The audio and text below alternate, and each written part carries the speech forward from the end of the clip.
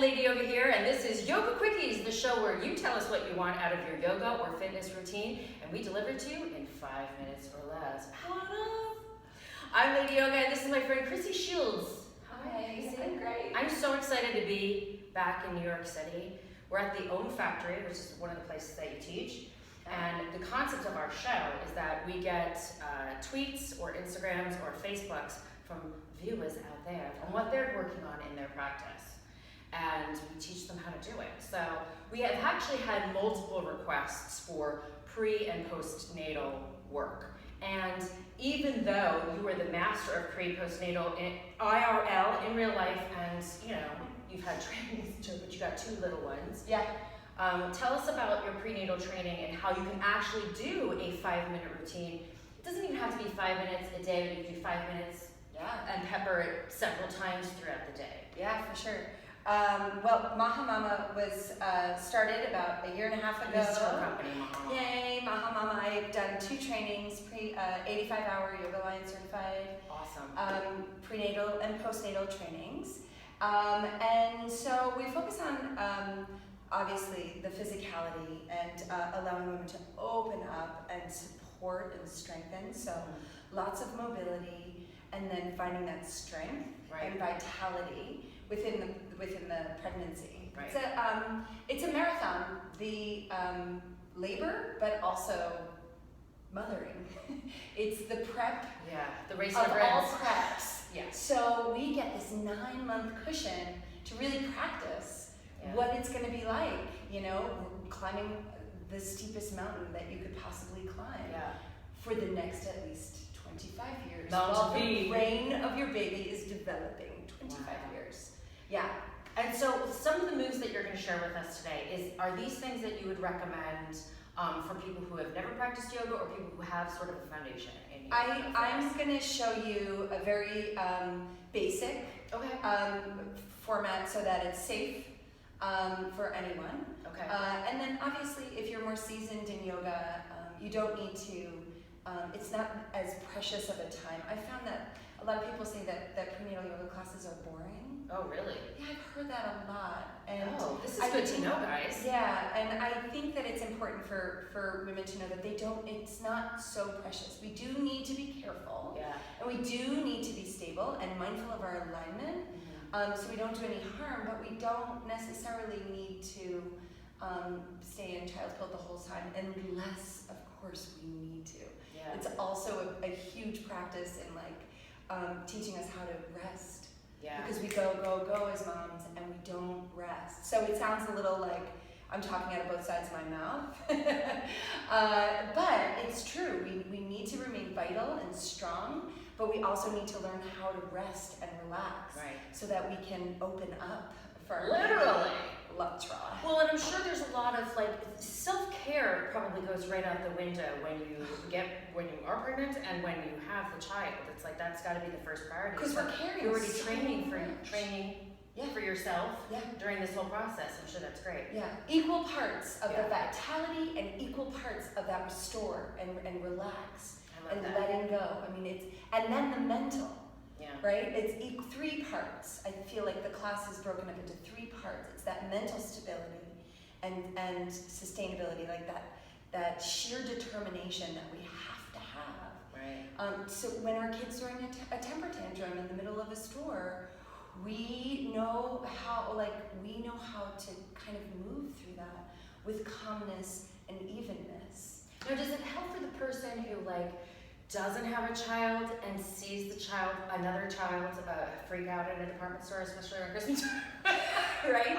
I'd like to know by association or secondhand children. Well, I feel like as a human being, just acknowledging and showing some compassion for the mom, that who knows what that kid is going through. Yeah, maybe the kid has sensory issues or auditory, or maybe it's simply that the kid is hungry and the mom just didn't pick up on that, or the baby's tired. You know, there's a whole lot of factors that go in. It's not that the mom's a bad mom. Yeah. You know, necessarily. Maybe she's a bad mom, but maybe she's not, and maybe that mom needs a smile or an acknowledgement that of instead of scowl. Yeah, I've been scowled at, and I've also I know the feeling Yeah. of the difference of the feeling of both. And what if we all supported each other in Nice idea. all of our choices, whether you get the epidural, whether you get the C-section, whether you go the natural route. I think any of these avenues are important, that we have options, right? And not looking down on someone who chooses to have a home birth or chooses to have a C-section. Yeah. And there is scientific evidence on all of those things, and I encourage you to research and find out what is right for our bodies and what is right for your specific body and then your specific family and your needs.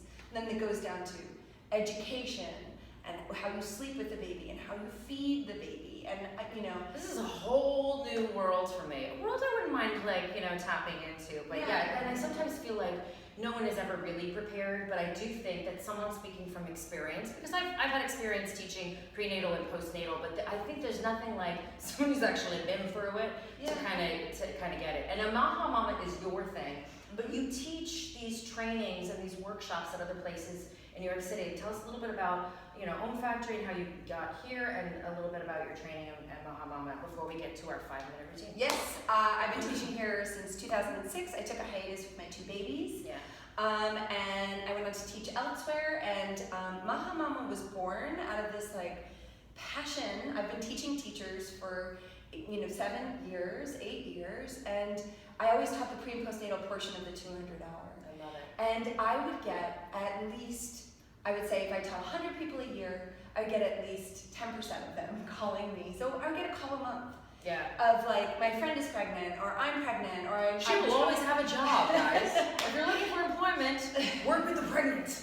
People are, yes. Yeah. And also curious and interested, and I think that I'm so passionate about it, and I brought this maybe to the table anyway. People kept calling, and so Maha Mama was created for that desire to bring out the knowledge, the scientific evidence of not only the nurture part, but also physiologically and anatomically what is happening within the body, as well as the spiritual aspect of the mental clarity and meditations and movements. So I combined both of what I've gotten from Dharma Mitra and Gurmukh, my teachers who I bow to. That's how we connect, is because we have the same teacher. Yeah. I love it. I love them. And Amma, who is she's the great mom. Yeah. And she's honestly guided me in this business. Yeah. I kept praying to Amma, and there you Maha go. Mama was born. And I received her blessing. Sweet. Yeah. All right, so shall we put 5 minutes on the clock? Let's do it. She's going to show us how to do it, man. All right, 5 minutes, go. Tell us what to do. So a lot of times women, when they get pregnant, right, the weight of the baby is here, so the collapse of the lower lumbar. Am I teaching you, or am I teaching the camera? Oh, you can teach them both. Okay, so something that's really accessible to women is coming onto hands and knees. Okay. Or if your wrists have any issues, coming down onto your forearms and knees. So either way, you do one, I'll do the other. Okay. And then we want to really think about the lower lumbar. So you want to think about the baby being in a canopy and lifting the baby up. So you have that support there. And then it's a matter of rolling in the shoulders. So open your chest, send me your heart, baby. Oh. And then lift the baby up towards your spine and look into your baby. Good. So you can play with this in a nice, simple, beautiful. My little card baby. Yes. Carry your baby in your hammock. Or you can choose to roll, right? Oh, So okay.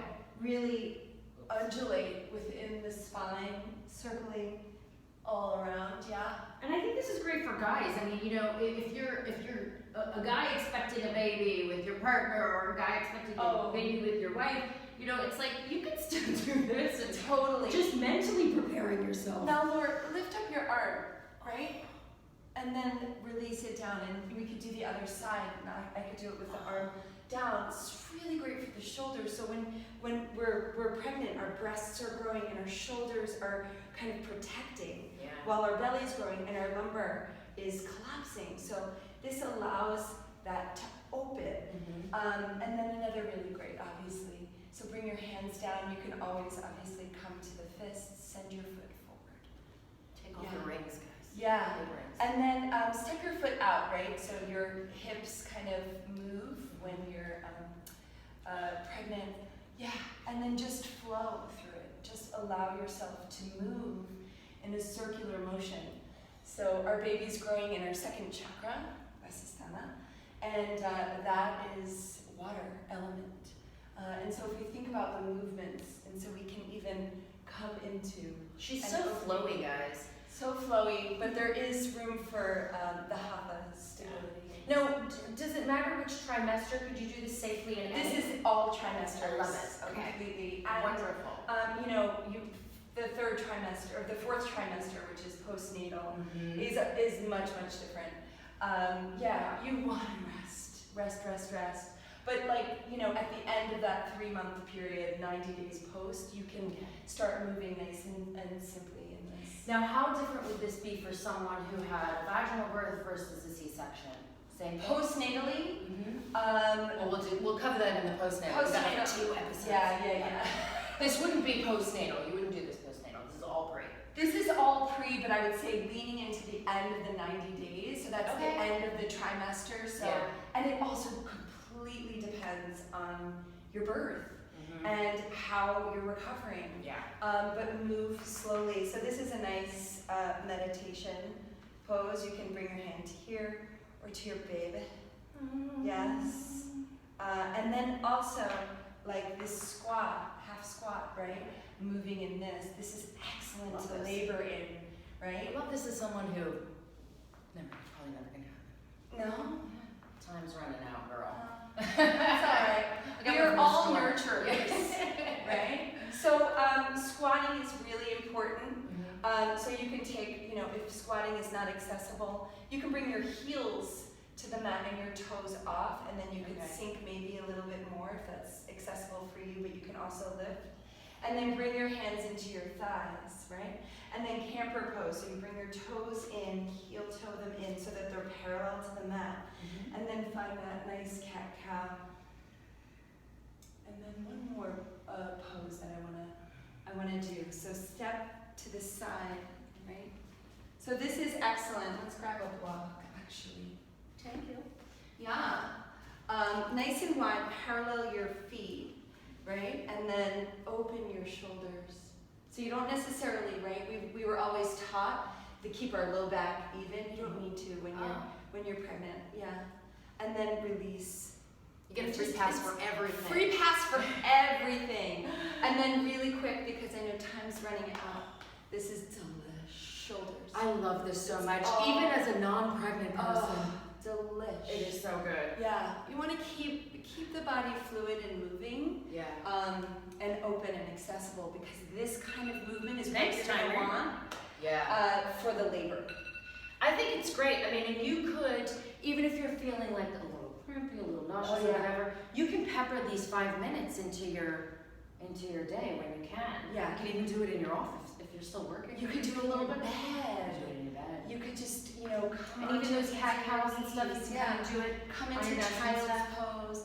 And then the other thing that I learned from Gurmukh, which I think is really, really, really important, is to dance throughout no one's watching. the pregnancy every day. I like it. Allow your body to move in this way. A happy mama is a happy baby. And I'm not a super flowy person, but I like that because I'm not. You're not just thinking about yourself anymore, guys. Yeah. There's something going in there. There's the fluidity that needs to happen, and there is time for holding and stillness and finding that strength as well. But this is a nice, very simple way for beginners to start, and also novice yogis to do too. That's fantastic. Krissy, thank you so much for this. Om Factory is a beautiful space in, I guess they call it Midtown now. It's Garment District. Yeah, Garment District. And Maha Mama, all this information on Om Factory, Maha Mama, and Krissy Sheilds will be down below as far as trainings go, retreats, and all that good stuff. So even if you're not able to come to New York City, you should. I mean, it's amazing. Even if it's cold, it's just amazing here. You can train with her and get all of her information online down below. And if there's anything that you're working on in your practice, please subscribe below. Let us know what you need to know. And we'll be right here for you every Thursday. For Krissy, Sheilds, and Lady Yoga, thank you so much. Namaste. Namaste. Now we can do our Alma hugs. I learned this in positive psychology. Left arm up, so it's heart to heart. Oh wait, Your your left left arm. arm. Oh, heart to heart.